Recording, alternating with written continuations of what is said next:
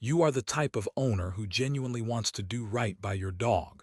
You've bought the good treats, you've watched the tutorials, you've tried. But the moment a squirrel cuts across the yard, your dog is gone, and that kibble in your hand means absolutely nothing. Here's what nobody tells you: food is a passive bribe. Play is a biological language. And today, we are using your dog's own predatory drive to build the kind of focus that doesn't fall apart when the world gets interesting. Most owners think obedience is about getting a dog to obey commands.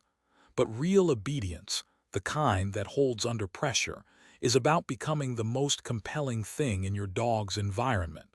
That's not a training trick. That's a relationship shift. And the tool that gets you there isn't in a treat bag. It's in understanding how your dog is actually wired and speaking that language fluently. Let us start with something most training videos skip entirely: what is actually happening inside your dog when they play. Dogs carry an ancient sequence of behaviors inside them. It's called the predatory motor pattern, and it runs in a specific order: search, stalk, chase, grab, bite, kill, bite, dissect, consume. Wild animals run the full sequence to survive.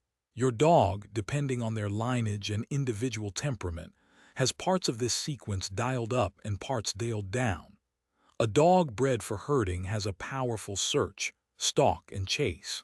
A dog bred for retrieval has a strong chase and grab bite, but a soft kill bite. What matters for you is recognizing which parts of this sequence your specific dog finds most satisfying, because that's where your leverage lives. When you pick up a tug toy, you are not just playing a game. You're activating this sequence deliberately. The toy becomes the prey. You become the handler of the prey. And your dog's entire nervous system shifts into a state of focused, aroused engagement that no treat can match. Especially for a high-drive dog whose nose barely flickers at kibble when something more interesting is happening. So here's where most owners get this wrong. They grab a tug toy, wave it in front of the dog, and wonder why the dog either ignores it or turns into a frantic, uncontrollable mess. The problem isn't the toy. It's the movement. Prey doesn't wave itself in front of a predator.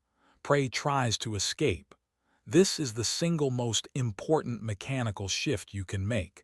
Move the toy away from your dog, not toward them. Drag it along the ground in an unpredictable zigzag. Freeze it suddenly, then dart it sideways. Pull it toward you and behind your back. Let it disappear. The moment the toy behaves like something alive and trying to get away, your dog's stalk and chase drives ignite. Their eyes lock in. Their body lowers. They stop being a pet and start being a hunter. That focus, that locked-in intensity, is exactly what you want to capture and redirect into your training. Now, activating drive is only half the equation. The other half is control. And this is where the rules of the game become non-negotiable.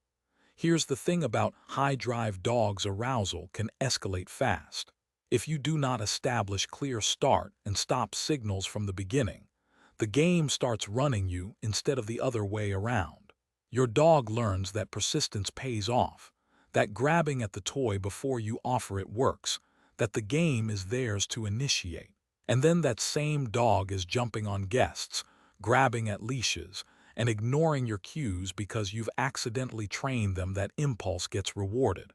So you set rules, and you hold them every single time. Rule 1: you start the game. The toy lives in your pocket, in a bag, or out of reach. It does not exist until you produce it intentionally.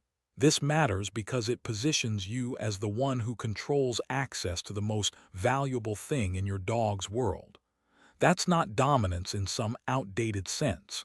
It's just clarity. Your dog learns that you are the gateway to everything good. Rule 2: the game begins on a specific cue. Pick a word, something short and distinct. Get it works well. Tug works.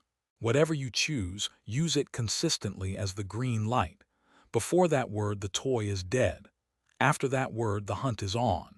Your dog will learn to hold themselves in anticipation, waiting for that cue, and that self-regulation is training happening in real time. Rule 3: there is an out cue.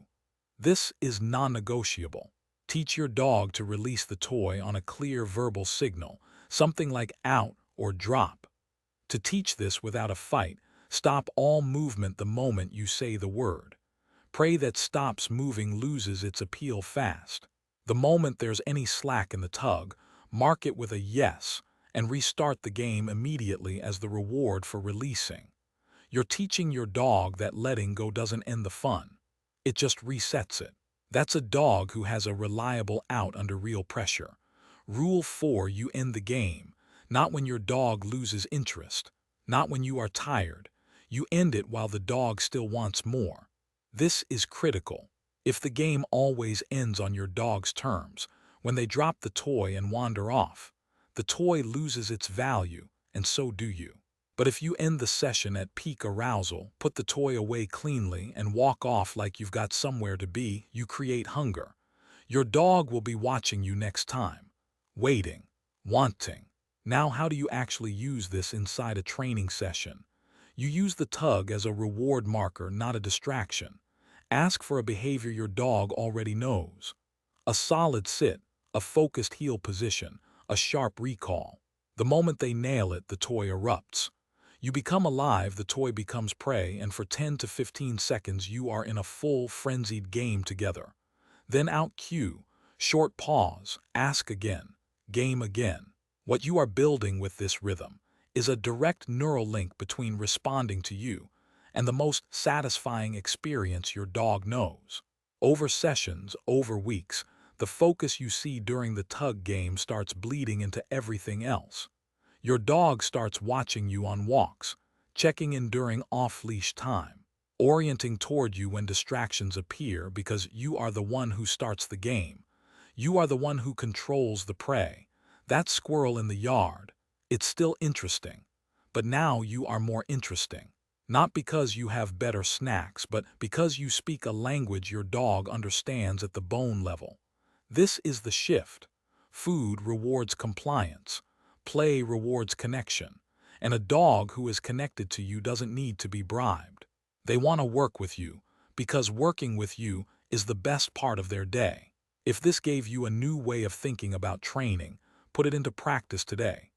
Start small, just 5 minutes with a tug toy and the rules from this video, and pay attention to what changes in your dog's eyes.